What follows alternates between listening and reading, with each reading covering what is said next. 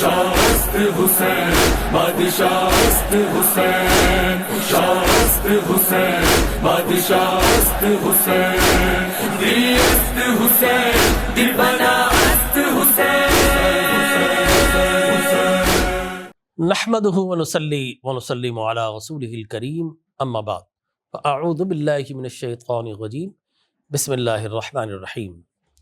محترم مکرم معظم و محتشم ناظرین کرام، السلام علیکم ورحمۃ اللہ وبرکاتہ۔ ڈیئر ویورز، آپ دیکھ رہے ہیں محرم کی خصوصی نشریات وینس ٹی وی پر۔ ناظرین کرام، غدار کئی طرح کے ہوتے ہیں۔ ایک وہ ہوتے ہیں جو بعض اوقات اپنے آپ سے غداری کرتے ہیں، مایوسی کی صورت میں غداری کرتے ہیں، یا پھر اپنے آپ کی زندگی مایوسی کے ہاتھے، کوئی ایڈکشن کے ہاتھوں اپنی زندگی کو تباہ کرتے ہیں۔ وہ انسانیت کے اپنے آپ کے غدار ہوتے ہیں۔ کچھ ایسے ہوتے ہیں جو اپنے گھر والوں سے غداری کرتے ہیں، کچھ ایسے ہوتے ہیں جو ملک و ملت سے غداری کرتے ہیں، اور کچھ ایسے ہوتے ہیں جو اپنی تھاٹ سے، اپنی آئیڈیالوجی سے اور اپنے نظریے سے غداری کرتے ہیں۔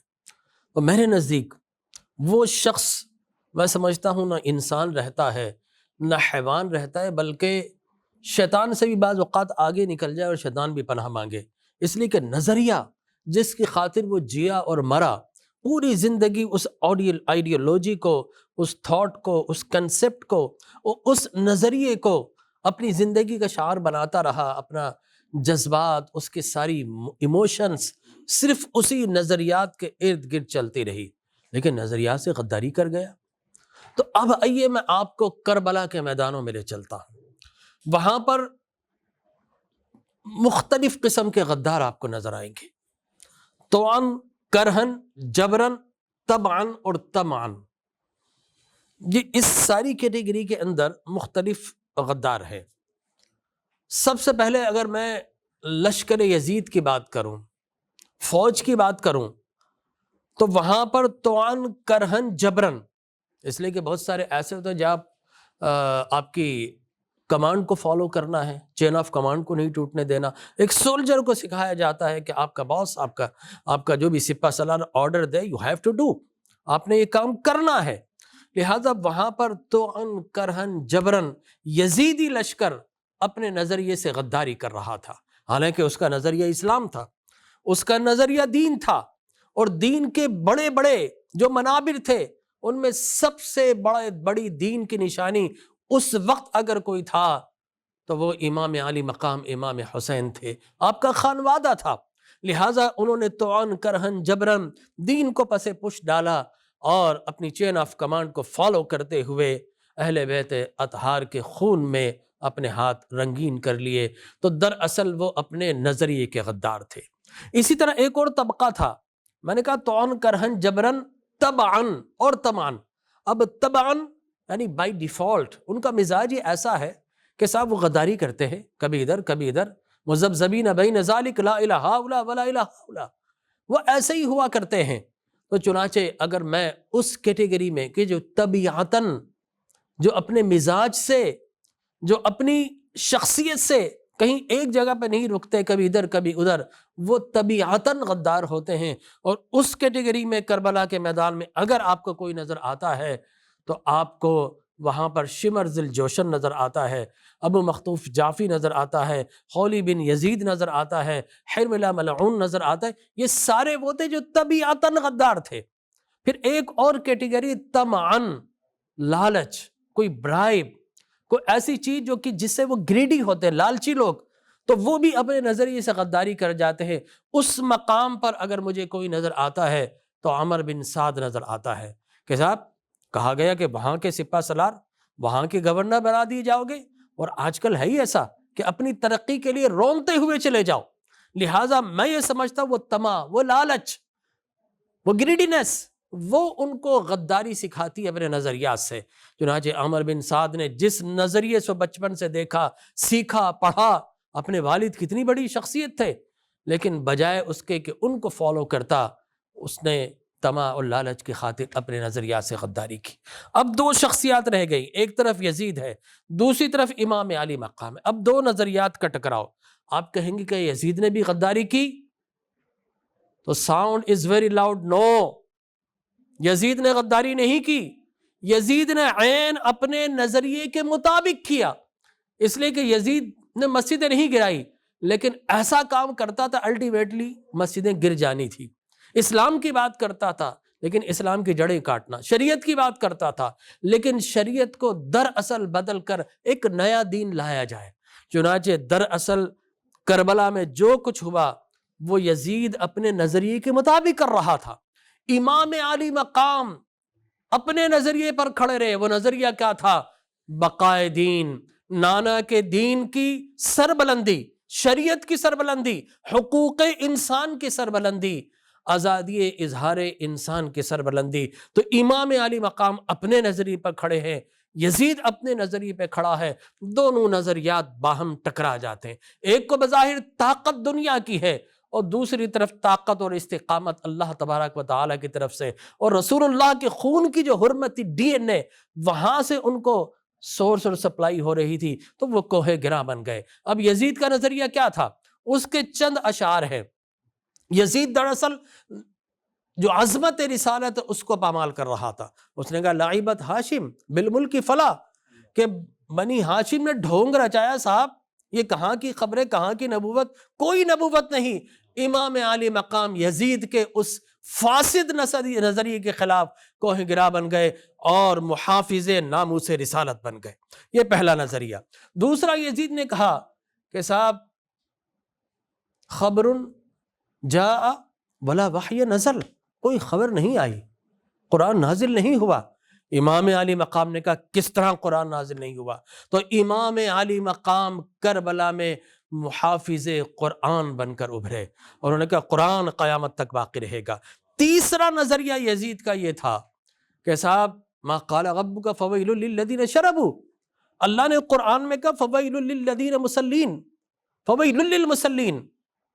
اس کو صحیح کر لیجئے گا بھائی، فویل، میں دوبارہ کر رہا ہوں، اللہ نے قرآن میں کہا فویل المسلین، کہ ہلاکت ہو ان نمازیوں کے لیے جو سستی کرتے ہیں. لیکن وہ قرآن کا مذاق اڑاتا تھا کہ اللہ نے نمازیوں کے لیے ہلاکت کہی ہے، شرابیوں کے لیے تھوڑی کہی ہے. لہٰذا شراب اگر دین احمد میں حرام ہے، دین عیسیٰ کے مطابق پی لو. تو یزید دراصل شریعت اسلام کو پامال کر رہا تھا. امام علی مقام اس مقام پر محافظ شریعت کے کوہ گراں بن گئے اور اس نظریے کو، فاسد نظریے کو امام علی مقام نے پیروں تلے رون دیا اور بتایا کہ اسلام کیا ہوتا ہے. تیسرا، چوتھا یزید کا نظریہ کیا تھا کہ حضور اکرم تاجدار کائنات صلی اللہ علیہ وسلم نے بکھری ہوئی انسانیت کو یکجا کیا. آپ نے انسان کی گردن پر جو برتری کے نقارے بجا کر غلامی کا توق ڈال دیا تھا، کبھی قیصر نے، کبھی کسریٰ نے، کبھی مکہ کے بڑے بڑے رؤسا نے، آقا کریم علیہ الصلوۃ والتسلیم نے اس توق غلامی کو نکال کر انسان کو آزاد کیا اور بکھری ہوئی انسانیت، لات، منات، عزا، حبل، یغوث، یعوق، ود، سوا، نصر، صائبہ، انائلہ، نہ جانے کتنے خدا، اور انسانیت سب کے سامنے جھک کر تذلیل انسانیت ہو رہی تھی. آقا کریم علیہ الصلوۃ والتسلیم نے ان کا سر فخر سے بلند کیا اور ایک ڈائریکشن میں ایک خدا کی بارگاہ میں لا کر جھکا دیا کہ جب لا الہ الا اللہ کہہ رہے ہو تو اب تمہاری عظمتیں ہیں، اب تم غلام نہیں ہو. تو انسان کو ذہنی آزادی دلوائی. اب یزید چاہتا تھا کہ انسان کے ذہن کو پھر سے بند کر کے ان کی گردنیں میرے سامنے جھک جائے، بیعت لے لی جائے. تو جب امام علی مقام جیسا کوہ گرا جھک گیا تو گویا پوری کائنات جھک گئی. اب میں من مانے فیصلے کر کے انسان کو پھر سے غلام کر لوں گا. تو امام علی مقام کھڑے ہو گئے اور تحفظ انسانیت کا پرچم بلند کیا. امام علی مقام نے حرمت انسانیت کا پرچم بلند کیا. امام علی مقام نے شرف انسانیت، بقائے انسانیت اور احترام آدمیت کا پرچم بلند کیا اور ہمیشہ کے لیے خود کو قربان کر کے آزادی اظہار اور حقوق انسانی کو ہمیشہ کے لیے معراج اور اوج و کمال عطا کر دیا. پانچواں جو یزید کا ارادہ تھا کہ کسی بھی طریقے سے یہ دین ختم ہو جائے اور ایسا دین بنایا جائے جس میں دین عیسوی کی بھی کچھ چیزیں آ جائے، دین موسوی کی کچھ چیزیں آ جائے، اور دین محمد مصطفیٰ کو بظاہر اپنا کر ان کی بھی کچھ چیزیں ڈال کر ایسا دین بنایا جائے کہ خلط ملط ہو کر اور بس یزید کی حکومت باقی رہے، تو وہاں امام علی مقام 2 قومی نظری کی خاطر ڈٹ گئے۔ امام علی مقام نے کہا نہیں، ہم قوم ملت ہے، ہم ملت واحدہ ہے، ہم بہترین امت ہے، خیر امت ہے، ہم امت وسطیٰ ہے، لہٰذا یہ نہیں ہو سکتا کہ امت مسلمہ کو کسی اور امت کے اندر آمیزش ڈال کر اس دین اسلام کو بدل دیا جائے۔ تو امام علی مقام نے عملی جد و جہد کا پیغام دے کر اپنا سب کچھ قربان کر کے اسلام کو بچا لیا، اور خواجہ اجمیر پکار اٹھے، شاہ است حسین، بادشاہ است حسین، دی است حسین، دی پناہ است حسین، سرداد نداد دست در دست یزید، حقا کے بنا لا الہ ہست حسین۔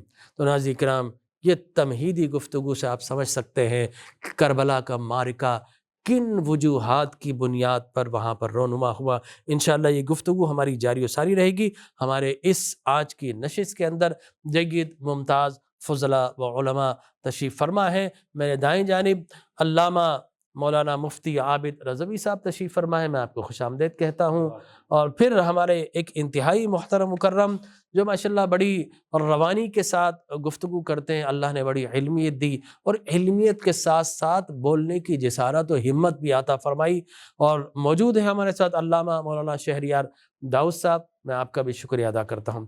اور ایک اور انتہائی محترم شخصیت ہمارے درمیان موجود ہے، جناب علامہ مولانا عباس جعفری صاحب۔ آپ کا تعلق اہل تشیع سے ہے، لہٰذا امام علی مقام 9 محرم الحرام کے جو واقعات ہیں، اور جن میں کس طریقے سے اہل بیت اطہار کو ستایا گیا، پیاس سے، کبھی بے وفائی سے، اور یاد رکھ لیجئے آپ کا کھانا بند ہو جائے برداشت کر لیتے ہیں، پانی بند ہو جائے برداشت ہو جاتا ہے، لیکن کسی کی بے وفائی وہ ایک ایسا زخم ہے جو کبھی نہیں بھرتا۔ 14 صدیاں گزر گئی، یہ زخم لگتا ہے آج بھی ہرا ہے، کہ وہاں پر تو کفار نے قوم صالح کی کونچیں ڈالی، یہاں تو رسول اللہ کے ماننے والوں نے، ان کی امتی نے، کلمہ پڑھنے والوں نے نعرہ تکبیر لگا کر سر حسین کو تن سے جدا کیا۔ بڑی تکلیف ہے، اور اس تکلیف کا اظہار آنسوؤں سے بھی ہوتا ہے، زبان سے بھی ہوتا ہے۔ یہ احتجاج ہے جو قیامت تک جاری رہے گا۔ ناظرین کرام، ایک وقفے کے بعد انشاءاللہ اپنے علماء کرام سے گفتگو کا شرف حاصل کرنے کے لیے دوبارہ حاضر خدمت ہوں گے۔ ہمارے ساتھ رہیے گا، کچھ ہی دیر کے بعد انشاءاللہ دوبارہ ملاقات ہوتی ہے۔ شاست حسین، بادشاہست حسین، شاست حسین، بادشاہست حسین، دیست حسین، دل بنا است حسین،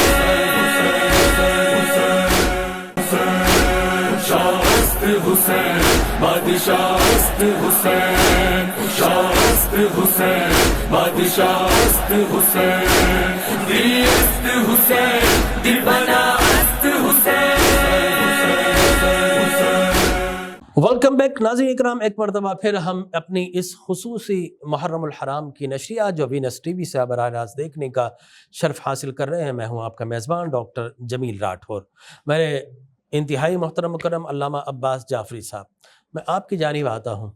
یہ بتائیے کہ 7 محرم غالباً پانی بند کر دیا گیا تھا، 8 محرم، اور پھر کس طریقے سے انہیں بھوک اور پیاس سے ستایا گیا، اور وہ کون سے عوامل تھے کہ امام علی مقام نے مدینہ چھوڑا، پھر مکہ میں آ کر آپ نے حج کو عمرہ سے تبدیل کیا، اور پھر کون سے لوگ تھے جو خطوط لکھتے رہے، اور راستے میں کتنے قبائل آئے جنہوں نے استقبال کیا، آپ کے ساتھ کیوں نہیں چلے؟ وہ ایک بے وفائی کا ایک بے رحم سلسلہ ہے جو وہ چلا، تو میں چاہوں گا اس پر روشنی ڈالی۔ بسم اللہ الرحمن الرحیم، نحمدہ ونصلی علی رسولہ الکریم وعلی آلہ الطیبین الطاہرین المعصومین المظلومین۔ ماشاءاللہ ابتدائیے میں آپ نے بہت اچھی گفتگو کی امام علی مقام اور یزید کے نظریات کے بارے میں۔ اس میں کوئی شک نہیں کہ یزیدیت ایک نظریہ ہے اور حسینیت ایک نظریہ ہے۔ اگرچہ یزید اور حسین 2 شخصیات کے نام ہیں، مگر یزیدیت ایک نظریے کا نام ہے اور حسینیت ایک نظریے کا نام ہے۔ بے شک۔ اور امام حسین علیہ السلام نے ایک قلیل جماعت کے ساتھ اور اس طرح سے جہاد کیا کہ وہ قلیل جماعت ایک کثیر لشکر کے اوپر غالب آ گئی۔ بے شک اگرچہ امام آج تک حسین غالب کا ہے۔ سر کٹا تو صحیح، جی ہاں مگر کٹنے کے بعد بھی جو کامیابی امام حسین کو ملی وہ یزید کے زندہ رہنے کے باوجود یزید کے حصے میں نہیں آئی۔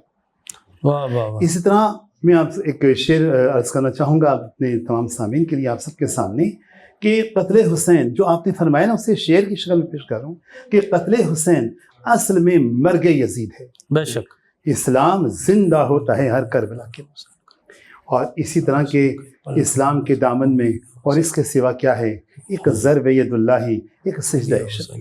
واہ، امام علی مقام کا وہ جملہ مجھے اچھی طرح سے یاد ہے کہ جب مدینے میں بیعت طلب کی گئی اور یہ کہا گیا کہ یزید جو ہے حاکم وقت آپ سے بیعت طلب کر رہا ہے، تو آپ نے گورنر مدینہ سے کہا تھا کہ اس سے کہہ دینا کہ مجھ جیسا تجھ جیسی کی بیعت کیسے کر سکتا۔ واہ واہ واہ واہ، کیا بات ہے، زبردست۔ یعنی امام بے شک۔ حسین نے اپنے اس ایک جملے میں پورا کردار واضح کر دیا، کہاں تم کہاں ہم، کہاں واہ واہ۔ میں کہ جو چادر تطہیر کے نیچے واہ واہ، جہاں میرے لیے آیت آئی ہو کہ انما یرید اللہ لیذھب عنکم الرجس اہل البیت ویطہرکم تطہیرا، اور کہاں تم کہ تمہارا کردار دنیا کو معلوم ہے کہ تم کیسے ہو اور کس طرح کے ہو، تو مجھ جیسا جو آغوش رسول میں پلا ہو، جو دوش رسول پر بیٹھا ہو، وہ تم جیسے کی بیعت کیسے کر سکتا ہے؟ تو گویا امام علی مقام نے پہلے ہی بتا دیا۔ اچھا، امام علی مقام کی اہمیت کا اندازہ یزید لگاتا تھا، وہ کیسے کہ اگر پوری دنیا بیعت کر لے، اگر امام علی مقام بیعت نہ کریں گویا کسی نے بیعت نہیں کی، اور کوئی بیعت نہ کرے مگر امام علی مقام بیعت کر لیں گویا پورے زمانے نے، ساری دنیا نے بیعت کر لی۔ بے شک، یعنی بے شک۔ ساری دنیا کی بیعت ایک طرف اور امام علی مقام کی بیعت ایک طرف۔ یہی وجہ ہے کہ جو ربائی آپ نے پڑھی حضرت اجمیری رحمۃ اللہ علیہ کی، کتنی بہترین اور کتنی حالات کے مطابق ہے کہ شاہ است حسین، بادشاہ است حسین، دین است حسین، دین است حسین، دین پناہ است حسین، سر داد نداد دست در دست یزید۔ واہ، امام یعنی حضرت اجمیری رحمۃ اللہ علیہ جو ہیں وہ امام حسین کو کہتے ہیں کہ حق کا سچ تو یہ ہے، حق تو یہ ہے کہ دین اسلام کی بنیاد امام حسین علی مقام۔ بے شک، آپ اندازہ لگائیں، یعنی یہ تو خیر ہم کہتے ہیں کہ اسلام کے ایک صوفی بزرگ ہیں، لیکن جو باہر کے جو غیر مسلمین ہیں انہوں نے امام حسین کو دیکھ کر امام حسین کی کردار، امام حسین کی سیرت پر قصائد بیان کیے ہیں، باقاعدہ فضیلت بیان کی ہیں، قصیدہ پڑھا گیا ہے۔ اچھا، میں وہیں آتا ہوں جو آپ نے بات کی تھی، اور وہ یہی بات کہ امام علی مقام پر جب مدینہ تنگ کر دیا گیا کہ کسی طرح امام علی مقام کو سکون سے نہ رہنے دیا جائے اور ہر حال میں بیعت طلب کی جائے تاکہ اسلام کے اصل بنیاد کو بدل ڈالا جائے، جو آپ نے ارشاد فرمایا تھا اپنے تمہید میں، تو اس میں یہی تھا کہ امام علی مقام نے پھر یہی چاہا کہ مدینے کی حرمت پامال نہ ہو اور پھر میں مدینہ چھوڑ دوں۔ امام علی مقام کا جنگ کا ارادہ نہیں تھا، یہی وجہ ہے کہ امام علی مقام حضرت امام حسین علیہ السلام کے وہ جملے تاریخ کا ایک سنہری ریکارڈ ہے، اور سونے کے الفاظ میں لکھنے کے قابل ہے۔ امام نے کہا کہ نہ میں مدینہ جنگ کے لیے چھوڑ رہا ہوں، نہ مجھے کسی اقتدار کی حوث ہے، نہ اقتدار کی کوئی طلب ہے، میں اپنے نانا کے دین کو بچانے کے لیے مدینہ چھوڑ رہا ہوں، اور یہ کام میرے لیے کوئی نیا نہیں ہے، مجھ سے پہلے میرے بزرگ اس کام کو انجام دے چکے ہیں، اور اگر یہ اس کام میں میری جان جاتی ہے تو آؤ تلواروں میرے گلے کو چوم لو، ان کو یہ کہ میرا گلا کاٹ۔ واہ، یعنی امام علی مقام جانتے تھے کہ اس راہ میں، اس جہاد میں جو جا رہے ہیں گلا کاٹا جائے گا، اور رسول کائنات ختمی مطابق حضرت محمد مصطفیٰ صلی اللہ علیہ وآلہ وسلم آپ کو اس بات کی بشارت دے چکے تھے۔ میں بشارت اس لیے کہوں گا کہ جہاد کی بات ہے، جی ہاں، شہادت کی بات ہے، آپ کی اس پیشن گوئی کر چکے تھے، اور باقاعدہ وہ روایت آپ سب نے پڑھی چکی، موقع محل نہیں کہ میں وہ روایت بیان کروں گی۔ جب آپ ایک شیشی لے کر بیٹھے ہوئے تھے، رسول کائنات ختمی مرتبہ حضرت محمد مصطفیٰ صلی اللہ علیہ وسلم، اور آپ نے حضرت اپنی زوجہ حضرت ام سلمہ رضی اللہ عنہا کو وہ بتائی تھی، مٹی خاک مٹی ہے، کربلا کی مٹی ہے، یہ رکھ لو، اسی پر میرا نواسہ حسین شہید کیا جائے گا، وغیرہ وغیرہ۔ ایک طویل روایت ہے، یہاں موقع محل نہیں ہے، چونکہ مجھے تو بہت تیزی کے ساتھ 7، 8 اور 9 کی طرف چلتے ہوئے چلا جانا ہے جیسا کہ آپ نے حکم فرمایا تھا مجھ سے۔ تو میں یہ عرض کر رہا ہوں آپ کے کہ مدینہ چھوڑا اسلام کی سربلندی کے لیے، اسلام کو بچانے کے لیے. اپنے اگر جنگ کا ارادہ ہوتا تو اہل خانہ کو ساتھ نہ دیتے. واہ بے شک. تاریخ گواہ ہے کہ جس نے جنگ کا ارادہ کیا اس نے لشکر تو لیا ہے، اہل خانہ کو نہیں لیا ہے. چھوٹے چھوٹے بچے، حتیٰ کہ شیر خوار بچوں کو لیا، چھوٹے بچوں کو لیا، 9-10 سال کے بچے، جوانوں کے لیا، خواتین کو لیا. رسول کائنات کا یہ نواسا، ختم مرتبہ صلی اللہ علیہ وسلم کے نواسا آ گیا مکے میں. اور مکے میں یزید نے حاجیوں کے بھیس میں قاتلان امام حسین کو بھیج دیا کہ امام حسین کو مکے میں خانہ کعبہ میں قتل کر دیا جائے. جب امام عالی مقام نے یہ دیکھ لیا کہ یزید نے قاتل بھیج دیے ہیں حاجیوں کے بھیس میں، تو آپ نے فرمایا کہ میں کعبے کی حرمت کو پامال نہیں ہونے دوں گا، میں یہاں سے بھی چلا جاؤں گا. آپ نے اس عالم میں کہ جہاں کوئی حاجی احرام باندھ کر اب میدان عرفات میں حج شروع کرنے جا رہا ہے، آپ نے عرفات کے مقام پر خطبہ دیا اور یزید کی یزیدیت کو کھل کر بیان کیا. آپ پھر وہاں سے احرام اتار کے آپ نے وہاں سے ایک ایسے سفر کا آغاز کیا کہ میں یہاں سے جا رہا ہوں. بتائے نہیں کہ کہاں جا رہا ہوں، مگر میں جا رہا ہوں. آپ وہاں سے نکلے، ایک مقام پر ہر کا لشکر ٹکرایا. ہر کا جو لشکر تھا وہ آیا تھا اس لیے کہ امام علی مقام کو اریسٹ کر کے اور یزید کے دربار میں لے جائے. امام علی مقام نے کہا کہ دیکھو ہم جنگ نہیں چاہتے، ہم یہاں سے جانا چاہ رہے ہیں، ہمیں کہیں جانے دو. اس نے لجام فرس پہ ہاتھ ڈال دیا، گھوڑے کی لگام پر ہاتھ ڈال دیا. امام علی مقام نے ایک جملہ کہا اور کچھ یاد دلائے کہ ہر تیری ماں تیرے ماتم میں بیٹھے. ہر نے جو جملہ سنا تو کہا کہ امام حسین علیہ السلام آپ نے تو میری والدہ کو کہہ دیا، میری ماں کو کہہ دیا، مگر آپ کی والدہ وہ عظیم ترین خاتون ہیں، وہ خاتون جنت ہیں کہ میں ان کا نام تو یعنی یہ جملہ تاریخ کا ہے کہ میں بغیر وضو کے ان کا نام بھی نہیں لے سکوں گا. یعنی اتنی عظیم خاتون ہیں. بہرحال یہ ہر کا لشکر وہ ہے کہ پیاسا تھا تو امام علی مقام نے اس کو خود پانی پلایا.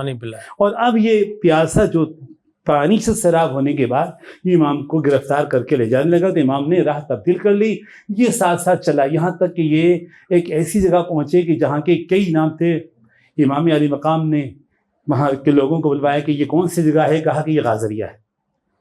کہ کچھ اور نام بتاؤ، کس نے کہا یہ نینوا ہے، دشت نینوا ہے.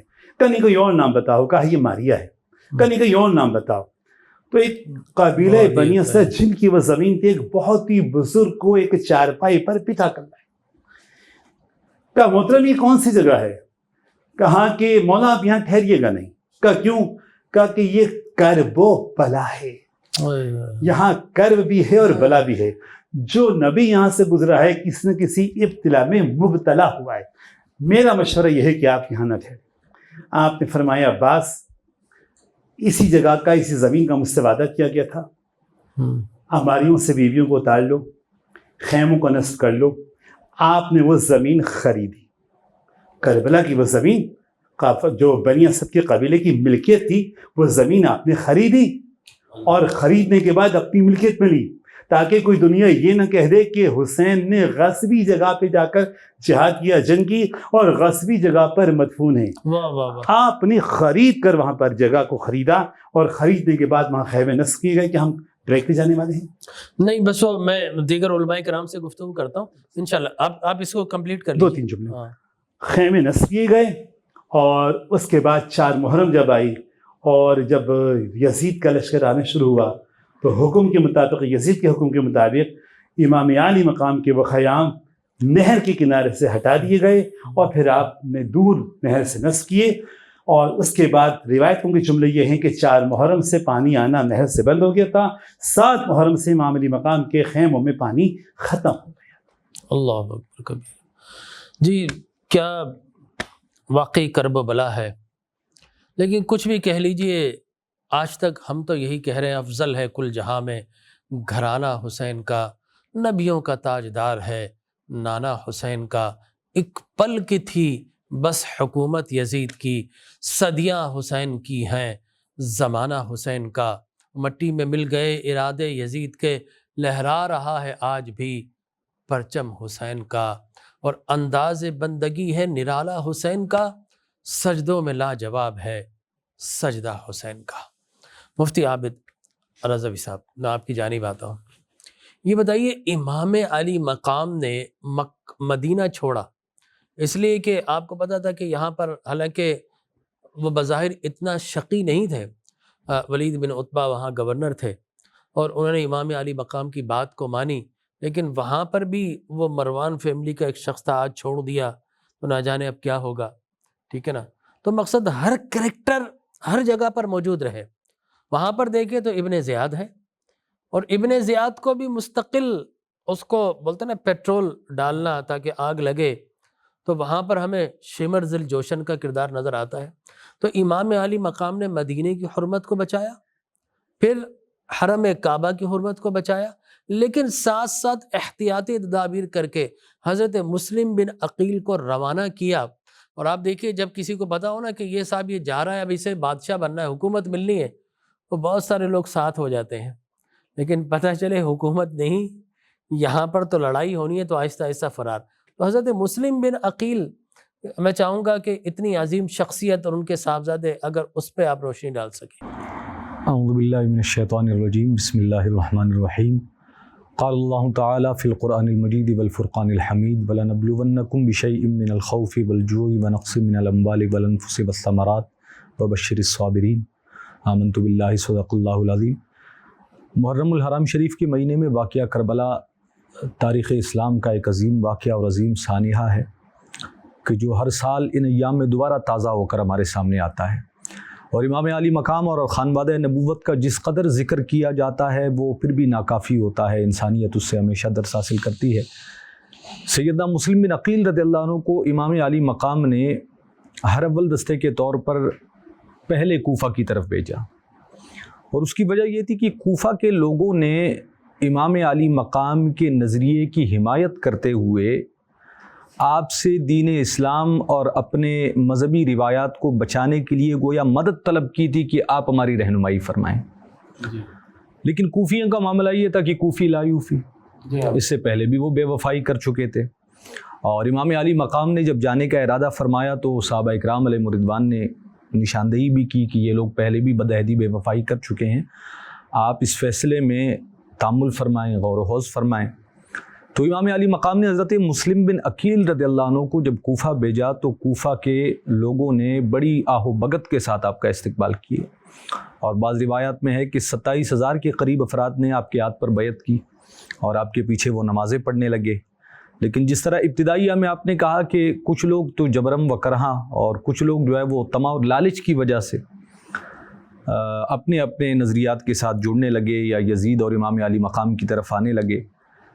جب تک سیدنا مسلم بن عقیل رضی اللہ عنہ کے ساتھ جڑے رہنا ان کے لیے آسان تھا تو وہ آپ کے پیچھے کھڑے رہے، لیکن جب یزید کی طرف سے تھوڑی سی سختی آئی تو وہ سب کے سب لوگ آپ کو چھوڑ گئے، اور پھر یزید کی طرف سے مقرر نمائندگان نے امام حضرت مسلم بن عقیل رضی اللہ عنہ کو، پھر آپ کے شہزادگان کو شہید کیا، اور اس کی خبر امام علی مقام کو مل چکی کرب و بلا کے قریب۔ تو حضرت مسلم بن عقیل رضی اللہ عنہ نے امام علی مقام کے قاصد کے طور پر کوفہ کے حالات معلوم کیے، اور امام علی مقام جنگ کی نیت سے جس طرح کہا گیا کہ تشریف نہیں لائے تھے، بلکہ آپ تو لوگوں کی امامت فرما کر ان کی رہنمائی کرنا چاہتے تھے اور اسلام کی بنیادوں کو باقی رکھنا چاہتے تھے، بلکہ امام علی مقام نے صبح قیامت تک لوگوں کے لیے ایک ضابطہ مقرر فرمایا۔ وہ یہ تھا کہ کبھی بھی حکمران اسلام کو پامال نہیں کر سکیں گے جب تک اہل حق ان کے داعی نہ بن جائیں۔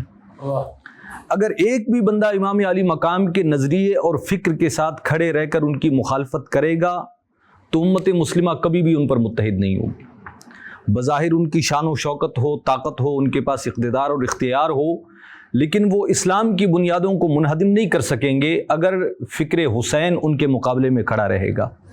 تو امام علی مقام نے اس وقت بھی یہی درس دیا امت مسلمہ کو، اور صبح قیامت تک امت مسلمہ کے لیے یہی درس ہے کہ باطل یا نظریہ یزید بھی ہر زمانے میں موجود رہے گا، لیکن فکر حسین بھی ہمیشہ موجود ہے، اور امام علی مقام کے ماننے والے بھی ہمیشہ موجود ہیں، اور امام علی مقام کے اسی فکر کی وجہ سے آج کے اس پرفتن دور کے اندر بھی دین کی بنیادیں اسی طرح۔ واہ واہ واہ، مقصد ہر دور میں جد و جہد ہوتی رہے گی، تو فیڈنگ وہیں سے ہے، پیغام وہیں سے ہے۔ اگر کوئی بات کرے گا کہ میں نے عزیمت پر چلنا ہے تو اس کا مطلب ہے امام علی مقام کو فالو کر رہا ہے، ٹھیک ہے نا؟ آئیڈیل امام علی مقام ہے، جی ہاں بالکل وہی، ورنہ دنیا میں جد و جہد کے راستے بند ہو جاتے۔ امام علی مقام نے خطوط واضح کر دیے کہ تم حق کے لیے کھڑے رہو گے تو کبھی تم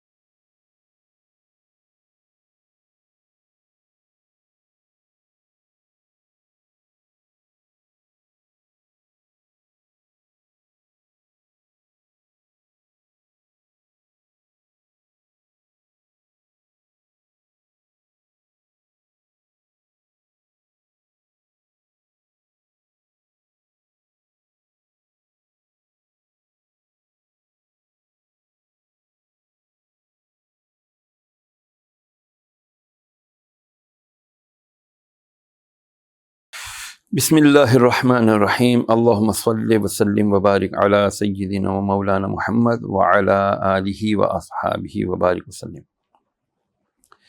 دیکھیں جی، قرآن مجید اور اسلام، انبیاء رسول علیہ السلام، یہ سارے کے سارے بڑی یونیورسیلٹی ان کی ہے، یہ ایک آفاقیت ہے ان کی، کیونکہ یہ خاص ایک طبقے کے لیے اسلام نہیں آیا، سارے انسانیت کے لیے اسلام آیا۔ اب اللہ عز و جل نے قرآن مجید فرقان حمید میں جو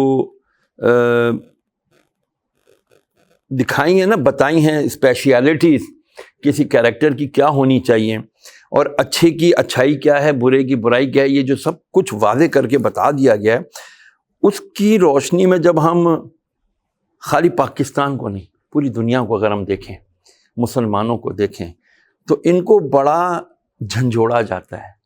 وہ بندے دے پتر بن جاؤ، اپنے مسلمان ہونے کے شرف کو سمجھو، تم مسلمان ہو، تم ایویں ٹٹپونجیے نہیں ہو، تم ادھر ادھر کے چھوٹے موٹی چیز نہیں ہو، تم اسلام، تم تو خیر امت اخرجت للناس تأمرون بالمعروف وتنہون عن المنکر ہو، تم تو جتنی امتیں ظاہر ان میں سے تم سب سے بہترین امت ہو، یہ اللہ فرما رہا ہے، لیکن اس کی کنڈیشن بھی بتا رہا ہے، کنڈیشن کہ تم تأمرون بالمعروف کرو گے اور تنہون عن المنکر کرو گے تو ہی رہو گے اس منصب پر۔ فرق تو یہ کہ نیکی کا حکم دو گے، برائی سے بھی روکنا ہے۔ مفہوم عرض کرتا ہوں کہ میں اپنے بعد مجھے اس چیز کا خوف نہیں ہے کہ تم شرک میں مبتلا ہو جاؤ گے، مجھے ڈر اس بات کا ہے کہ تم دنیا کو بہت بڑی چیز سمجھنے لگ جاؤ گے، تم دنیا کے پیچھے بھاگو گے۔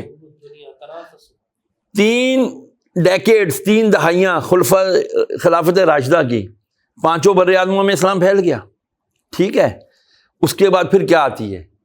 ادھر تک ملوکیت نہیں تھی، ادھر تک دنیا کی محبت نہیں تھی، لیکن بعد میں اجی تجھے میں موصل کا گورنر بنا دوں گا، آ جا پکڑ حسین کو، تجھے میں یہاں کا گورنر بنا دوں گا، آ جا۔ یہ سب کون تھے؟ یہ تما جو آپ نے اپنے انٹرو میں بڑی زبردست بات کی، سمجھا دیا آپ نے سب کچھ، کہ بھئی جب تما، چاہے وہ توہن کرہن ہو یا کسی طرح بھی ہو، تبان ہو، تو یہ آپ کو پھر لے جاتا ہے کس طرف؟ گمراہی کی طرف۔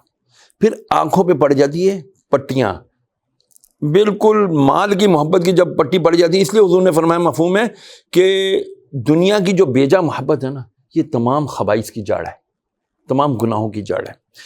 اب ہمارا جو کریکٹر ہے، بینگ اے مسلم، ہمارا جو کریکٹر ہے، یہ اب ہم نے دیکھنا ہے کہ یار ہم کہاں کھڑے ہیں، حسینیت کے ساتھ کھڑے ہیں، یزیدیت کے ساتھ کھڑے ہیں، یا وہ بیچ کے بے وفاؤں کے ساتھ کھڑے ہیں۔ To be very honest and to be very clear, ہمیں کسی غلط فہمی یا خوش فہمی میں مبتلا نہیں ہونا چاہیے۔ زبانی قولی طور پر تو ہم حسین کے ساتھ کھڑے ہیں، زبان کی ٹپ تک، اس کے بعد ہم حسین کے ساتھ نہیں کھڑے، کیونکہ ہماری فکر، ہماری سوچ، ہمارا کریکٹر، ہمارا عمل اس چیز کی عکاسی کر ہی نہیں رہا کہ ہم حسین کے ساتھ کھڑے ہیں۔ چلے ماشاءاللہ، بہت زبردست آپ نے۔ حضرت میں آپ کی طرف آتا ہوں، جعفری صاحب یہ بتائیے گا علامہ صاحب کہ یزیدی کردار اور کوفی کردار یہ تو ہمیں اطراف و اکناف میں آج کل نظر آ رہے ہیں، ہمیں حسینی کردار آج کے دور میں کیوں نظر نہیں آ رہا؟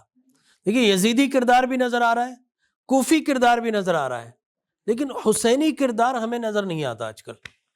ابھی ماشاءاللہ مولانا صاحب اتنی اچھی گفتگو فرما رہے تھے، جو آپ نے سوال کیا ہے آپ نے مجھے ان سے مربوط کر دیا اس حوالے سے۔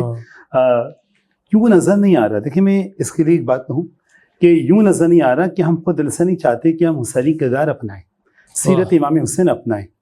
میں آپ کو ایک بات بتاؤں کہ وہاں پر پھر شہادت دینا پڑتی ہے، خود ہم لوگ نہیں چاہتے، بہت معذرت کے ساتھ میں اپنے تمام سننے والوں، دیکھنے والے آڈینس سے میں بہت معذرت ہوں، لیکن میرا یہ آبزرویشن ہے، میری یہ مشاہدہ ہے، اور میں اس حوالے سے بھی کہہ رہا ہوں کہ میں دنیا دیکھ رہا ہوں، میں اسی دنیا میں ہوں، 50-52 سال میری عمر ہو گئی، ٹھیک ہے، تو ظاہر ہے میں سب کچھ دیکھتا ہوا آ رہا ہوں، اور ظاہر ہے کہ میں ایک وائس پرنسپل بھی ہوں اسکول کے اندر، میں سب کچھ کردار دیکھتا ہوا آ رہا ہوں، اور ابھی سے یہ سب کچھ میں نے دیکھا ہے، یونیورسٹی میں پڑھ کر آیا ہوں، کالج میں پڑھ کر آیا ہوں، ایک ایک کردار سے میری ظاہر ہے کہ وہ ملاقات رہتی ہے، تو میں دیکھتا ہوں کہ لوگ خود نہیں چاہتے، لوگ یہ تو چاہتے ہیں کہ آسائش مل جائے۔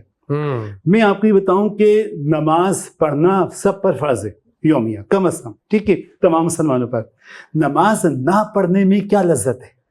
اللہ گناہ میں تو لذت ہوتی ہے، ظاہر ہے کہ گناہ میں لذت ہے، اس لیے انسان گناہ کی طرف مائل ہوتا ہے۔ نماز نہ پڑھنے میں کیا لذت مل رہی ہے؟ کوئی لذت نہیں مل رہی۔ اگر انسان نماز پڑھے تو اسے یقینی طور پہ روحانی سکون حاصل ہوتا ہے۔ اگر تھوڑا سا اپنے پر نفس پر قابو کر کے، دیکھیے سب سے بڑی شجاعت ہاتھ میں تلوار لے کے کلاشن لے کے لڑنا نہیں ہے، سب سے بڑی شجاعت یہ ہے کہ انسان اپنے نفس کو اپنے قابو میں کر لے، نفس قابو آ جائے۔ اب نماز پڑھ نہیں پڑھ رہا، کیوں نہیں پڑھ رہا؟ دل نہیں چاہ رہا، کیوں دل نہیں چاہ رہا؟ اسی وقت موبائل دیکھ رہا ہے، فیس بک پہ مصروف ہے، سب کچھ مصروف ہے، مگر خود جب دل سے چاہے گا کہ میں صحیح طور پر راہ حق پر گامزن ہو جاؤں، تو ہے نا قرآن کی آیت کہ یا ایھا الذین آمنوا اتقوا اللہ حق تقاتہ ولا تموتن، اے صاحبان ایمان تقوی اختیار کرو جیسا تقوی اختیار کرنے کا حق ہے۔ اور پھر کتنا اگلا جملہ کتنا خطرناک، کہ ہرگز نہیں مرنا۔ ارے بھائی موت تو آپ نے دینی ہے، پروردگار عالم، مرے کیوں نہیں؟ کہا ہرگز نہیں مرنا، اگر مرو مسلمان مرنا۔ اس کا مطلب یہ ہے کہ انسان کی زندگی چاہے مسلمان ہو نہ ہو، توجہ کیجئے گا میری باتیں، لیکن مرے تو حالت اسلام پر مرے۔ حال بھائی ہر کو دیکھیں آپ کربلا کے اندر، ہر کہاں تھا؟ یزیدی لشکر میں، لیکن جب دل نے حسینیت قبول کی، دل نے حسینیت قبول کی تو سب کچھ ٹھکرا کر، لشکر یزید کو ٹھکرا کر امام حسین علی مقام کی خدمت میں آپ پہنچا۔ حالانکہ عمر ابن سعد نے آواز بھی لگائی تھی، لیکن اتنے بڑے لشکر میں ایک ہی ہر نکلا ہے، اتنے بڑے لشکر میں ایک ہی ہر نکلا ہے۔ تو یہی تو میرا کہنا ہے کہ آج نہ ہمیں ہر نظر آتا ہے نہ حسینی کردار نظر آتا ہے۔ جس نے چاہا وہ آ گیا، وہ جو ہے نا کہ ایک قدم تم آگے بڑھو، 10 قدم آگے بڑھ کے ہم استقبال کرتے ہیں، تو آپ ایک قدم بڑھائیے۔ اپنا ایک قدم بڑھانے کے لیے اپنے آپ کو ذہنی اور جسمانی طور پہ آمادہ تو کیجیے۔ اگر آپ اپنے آپ کو دیکھیں، اذان ہوتی رہتی ہے، میں خود اس بات کا شاہد، میں نماز پڑھنے جاتا ہوں مسجد میں فجر کی، ابھی رمضان کی بتا رہا میں، رمضان کے اندر میں جاتا تھا نماز پڑھانے فجر کی، تو اذان ہو رہی ہوتی، ٹھیک ہے، ادھر سے بھی ادھر سے بھی ادھر سے بھی تمام جگہ سے، ٹھیک ہے، لڑکے رات بھر جو سنکر اور ڈبو کھیلتے ہیں، اس کمرے کے اندر جو پیسے دے کر کھیلا جاتا ہے، وہاں پر وہ سنکر بھی کھیل رہے ہوتے تھے نوجوان لڑکے، اور ڈبو بھی کھیل رہے ہوتے تھے۔ مجھے بتائیں یہ تربیت کہاں سے ملے گی انہیں؟ یہ تربیت کون دے گا؟ علماء کرام کے پاس آتے نہیں، علماء کرام کے خلاف بدزنی پھیلا دی گئی ہے، بدگمانی پھیلا دی گئی ہے اس حوالے سے کہ یہ ایسے ہوتے ہیں، یہ ایسے ہوتے ہیں، ایسے لوگ کہ جو علماء نہیں ہیں، علماء کے بحث میں آ کر علماء کو بدنام کرتے پھر رہے ہیں۔ نتیجہ یہ ہوا کہ وہ لوگ علماء سے بدزن ہو کر وہاں چلے گئے جہاں ان کا دل لگ یعنی شیطانی کی طرف چلے گئے۔ اب جس سے بات ہو رہی تھی، دیکھیں یزیدیت کے نظریے کا خالق ابلیس ہے اور حسینیت کے نظریے کے خالق پروردگار عالم ہے، تو جہاں ان کو ابلیسیت نظر آتی ہے، لوگ وہی دل چاہتا ہے کہ ابلیسیت کے بہکاوے میں آ کر وہاں چلے جاتے ہیں۔ جب تک خود مضبوط نہیں ہوں گے، دل مضبوط نہیں ہوگا، جب تک تقوی اختیار نہیں کریں گے جو اختیار کرنے کا حق ہے، جب تک حسینیت آئے گی نہیں دیکھیں آپ نے ابلیس کو کہا برا، یقیناً کہنا چاہیے، لیکن کیا یزید ہمارا ہاتھ پکڑ کر لے جاتا ہے برائی کی طرف؟ قرآن تو کہتا وما کان علی علیکم من سلطان، ہم نے تمہارے اوپر اس کو سلطان نہیں بنایا کہ جب چاہے جو کرا لے۔ میرے خیال میں ہمارے دل کے اندر ابلیسیت ہے، ہمارے دل کے اندر یزیدیت ہے۔ یزیدیت کیا ہے کہ اپنے فائدے کے آپشنز کو اختیار کرو اور جہاں پر مشکلات آئے اس سے یو ٹرن لے لو، ٹھیک ہے نا؟ یہی یزیدیت ہے نا۔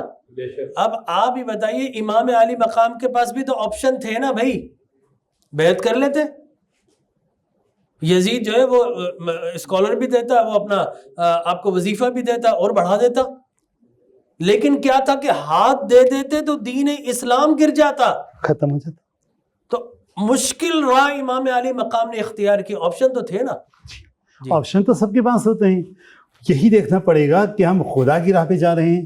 دیکھیں اللہ تعالیٰ نے تمام راہیں دکھا دی ہیں، طاغوت کی راہ بھی دکھا دی ہے اور ہدایت کی راہ بھی دکھا دی۔ اچھا حضرت مجھے ایک وقفہ لینا ہے، اسی سوال کی طرف دوبارہ آئیں گے، اس کو ذرا آپ بھی ریٹین کیجئے، میں آپ کی طرف بھی یہ سوال لے کر آؤں گا، اس لیے کہ حق و باطل کی تمیز آج ہمارے درمیان بھی مٹ گئی ہے، ٹھیک ہے نا؟ ہم بھی یہی کرتے ہیں کہ جناب سب کو بولتے ہیں بہت اچھا کر رہے ہیں، لیکن بیہائنڈ دا ڈور ہم برا کرتے ہیں۔ تو یزیدی کردار تو ہمیں ہر جگہ نظر آ رہا ہے، وہ حسینی کردار نظر کیوں نہیں آ رہا؟ یہ آپ سب کی طرف سوال چھوڑ کے جا رہا ہوں، بہت بات ہو سکتی ہے اس پر، لیکن ظاہر ہے کہ ہم بھی ایک لمٹ میں رہ سکتے ہیں، اس کو کراس کریں گے تو ہم پر بھی کراس لگا دیا جائے گا۔ اس سے پہلے کہ کراس لگایا جائے اجازت چاہتے ہیں، اللہ تبارک و تعالیٰ میرا اور آپ کا حامی و ناصر رہے۔ شاست حسین بادشاہست حسین، شاست حسین بادشاہست حسین، دیست حسین دل بناست حسین، بادشاہست حسین، شاست حسین بادشاہست حسین، دیست حسین